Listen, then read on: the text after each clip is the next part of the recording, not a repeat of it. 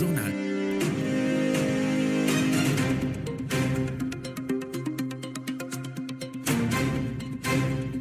13h30 sur les ondes de Radio Tunis Chaîne Inter, le journal présenté aujourd'hui par Mohamed Ali Cheib.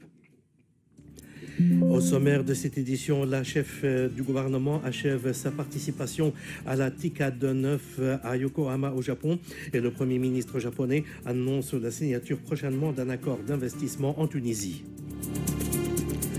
Le partenariat tuniso-chinois dans le secteur des phosphates à l'ordre du jour. Deux grands projets sont sur la table pour renforcer le rythme de la production. Le point dans ce journal avec notre correspondant à Gafsa. La réforme échec ou la lente et difficile transition, la création d'un observatoire de politique publique pour évaluer cette réforme. Dossier dans ce journal. Lancement après-demain lundi de la campagne de vente des abonnements scolaires et universitaires pour la rentrée 2025-2026. Et puis, les manuels scolaires sont disponibles pour la nouvelle rentrée des classes. Plus de 12 millions d'exemplaires ont déjà été imprimés. Confirmation dans ce journal. Dans le monde de l'ONU d'Israël.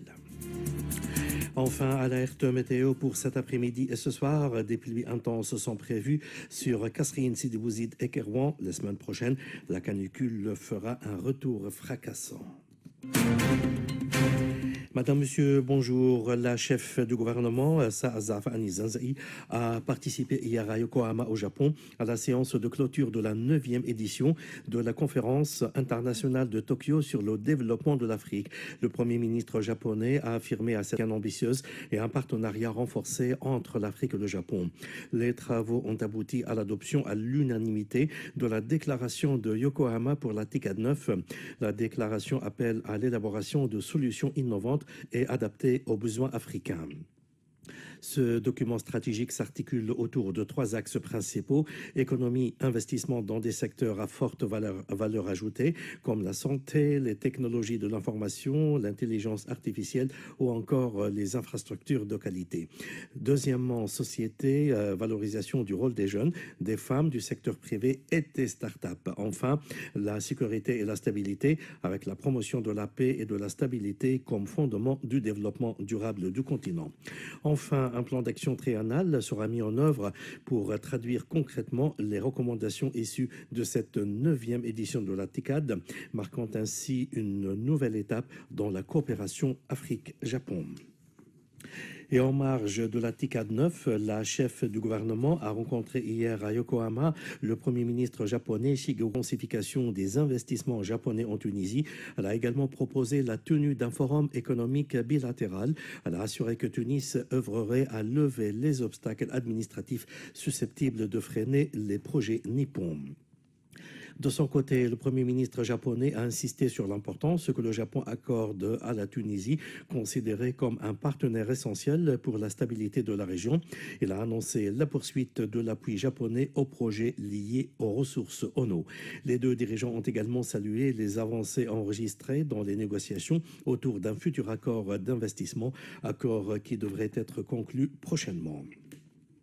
Et toujours en marge de la TICAD 9, la Tunisie et le Cameroun ont examiné la possibilité de lancer une nouvelle ligne directe reliant Tunis et Douala.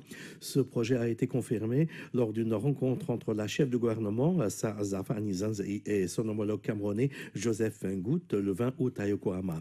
La nouvelle ligne devrait renforcer le partenariat entre les deux capitales qui accordent la priorité à des projets communs dans les domaines de la santé, de l'éducation et du commerce. La commission sectorielle chargée de l'accélération des projets publics dans le secteur du phosphate a tenu hier sa 11e réunion avec son partenaire chinois. Au cœur des discussions, l'avancement de deux projets stratégiques, à savoir l'unité de production de phosphate commercial d'Om-Larcheb et la deuxième usine d'engrais chimiques d'Omvril. Cette rencontre avait pour objectif d'identifier les difficultés qui freinent la réalisation de ces deux projets et de trouver des solutions concrètes afin de relancer la cadence et renforcer la production. Le point avec notre correspondant à Gafsa, Lahla Swid. Les responsables du ministère de l'Industrie, à leur tête Madame la ministre, ont passé en revue avec la partie chinoise les différentes difficultés rencontrées par les entrepreneurs sous-traitants chargés de l'exécution des travaux de finition de la dite usine qui traîne depuis plusieurs longues années. Quant à la mine d'Oblachab, son entrée en production est retardée par des difficultés techniques et logistiques. Vu que la texture et la disposition géologique de ces couches de phosphate se trouvent constituées en semi-dressant, dont l'exploitation nécessite des techniques appropriées, différentes des systèmes maîtrisés dans le bassin minier depuis des décennies. D'habitude, on exploite les couches horizontales par chargement direct à ciel ouvert ou bien dans la région de Swatir à Omlarais où les couches sont verticales, on procède par l'exploitation par cheminée. Au cours de cette réunion, les discussions ont enregistré un avancement appréciable en harmonie avec les conventions signées entre les deux parties le 30 septembre 2024. La réforme des chèques n'a pas encore atteint les objectifs escomptés. Les autorités espéraient imposer le chèque comme moyen de paiement immédiat et non en tant que chèque de garantie. Ils espéraient ainsi redonner à la lettre de change ses lettres de noblesse et l'imposer en tant que moyen de garantie. Or, les experts relèvent que la lettre de change n'a pas comblé le vide. Cela a plutôt bouleversé les habitudes de paiement et donné lieu à un retour massif du cash au risque d'alimenter la spirale inflationniste.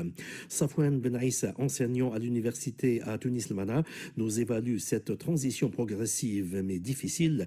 Il s'est exprimé au micro de notre collègue Mondazid dans le cadre de l'émission économique Écosphère. Les chèques qui servaient pour les paiements à terme n'ont pas été remplacés totalement par les traites. Et donc, du coup, ça a laissé un gap. Le gap était comblé par du cash. Nous sommes à 26 milliards de cash. C'est un record absolu de liquidité en circulation dans le pays. C'est pourquoi le banquier central a gardé un statu quo. On est à 7,5 de taux directeur et on est à 5,3 d'inflation. Donc, ça laisse droit à 220 points de base. Mais il y a autre chose, beaucoup plus grave que le cash. Parce qu'une économie qui est en train de reprendre santé, c'est une économie qui décache. C'est pas une économie qui augmente son cash. Plus vous décachez, plus vous gagnez en transparence et en traçabilité, et plus vous êtes dans une conformité du secteur formel. Plus vous recrutez de l'informel vers le formel. Troisième conséquence indirecte, quand vous avez de la liquidité qui est disponible, c'est une incitation à la consommation. Donc, vous alimentez la demande d'une manière passive, sans contrepartie en production. Et la quatrième conséquence indirecte, c'est la détérioration du taux d'épargne.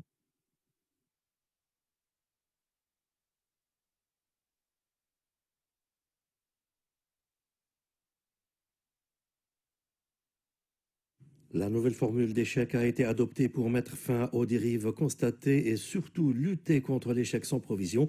Mais cet effort pour mieux encadrer l'usage des chèques devait s'accompagner de moyens de paiement plus modernes et mieux sécurisés.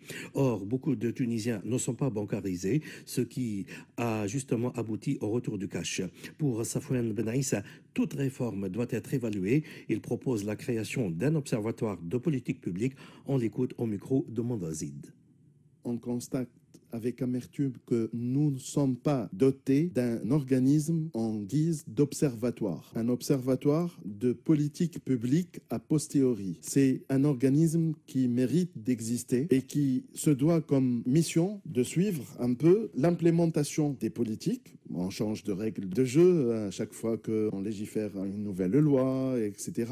On a besoin de cet organisme qui va permettre d'évaluer les politiques publiques a posteriori. Vous savez comment on concocte une loi. Il y a des exposés de motifs, il y a le contenu et il y a une simulation d'impact escompté. Ça, c'est a priori. Maintenant, a posteriori, après l'implémentation, il se trouve que des facteurs que nous n'avons pas quantifiés, qui rentrent en jeu et qui peuvent fausser la donne. Et là, on se doit de toujours rectifier et apporter des ajustements qui sont nécessaires. Et donc là, je souligne le manquement d'observatoires qui continuent à faire le suivi. Nos réserves en devises se consolident. Ils ont atteint hier l'équivalent de 24,64 milliards de dinars, assurant une couverture de 107 jours d'importation. Par ailleurs, la Banque centrale révèle qu'un montant de 919 millions de dinars a été enregistré jeudi au compte courant du Trésor public. Après-demain lundi sera lancée la campagne de vente des abonnements scolaires et universitaires pour la rentrée 2025-2026. Ces abonnements sont valables sur l'ensemble des réseaux de transport de la Transtu, bus, métro léger et lignes TGM. Ils seront disponibles dans 151 bureaux de poste répartis à travers le pays. En parallèle, la Transtu a mis en place 5 agences commerciales pour assurer la vente directe et l'accompagnement des usagers. Les élèves et les étudiants pourront également acheter leurs abonnements en ligne dès le 25 août. Ce sera via le site du groupe La Poste tunisienne, htrak.post.tn.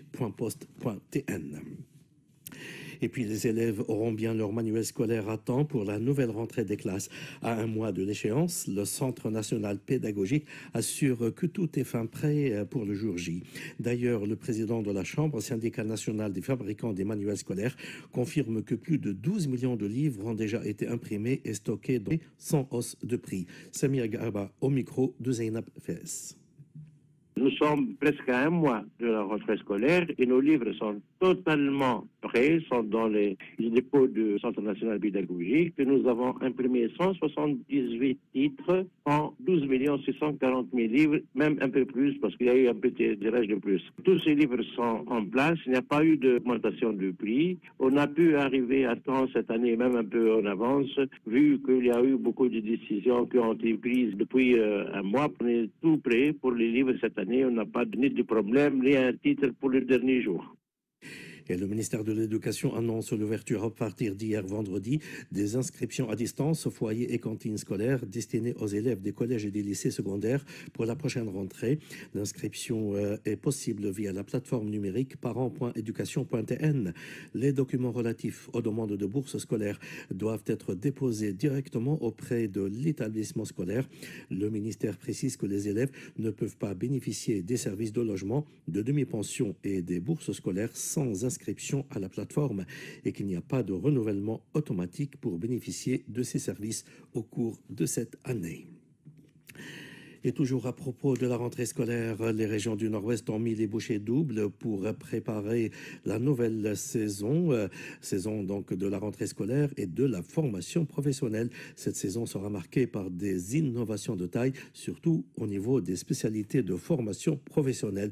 Le point avec notre correspondant dans la région du Nord-Ouest, Jamel Tibi. Toutes les délégations régionales de l'éducation ont multiplié les actions de ravalement, de réparation et de badigeonnage des établissements scolaires, avec en outre le déploiement d'un effort exceptionnel de monter les écoles rurales en eau potable par le biais de projets mixtes initiés en collaboration avec les CRDA, ce qui devrait permettre une bonne entame de cette rentrée, également placée sous le signe de l'innovation de la formation professionnelle, essentiellement pour les centres de la filière rurale qui seront étoffés par une dizaine de nouvelles spécialités faisant rapport avec les exigences du marché de l'emploi. Aussi, le transport a-t-il bénéficié d'une attention particulière avec l'acquisition de nouveaux bus tout neufs dans le cadre d'un marché national cadre et devant renforcer substantiellement le parc de transport universitaire et scolaire.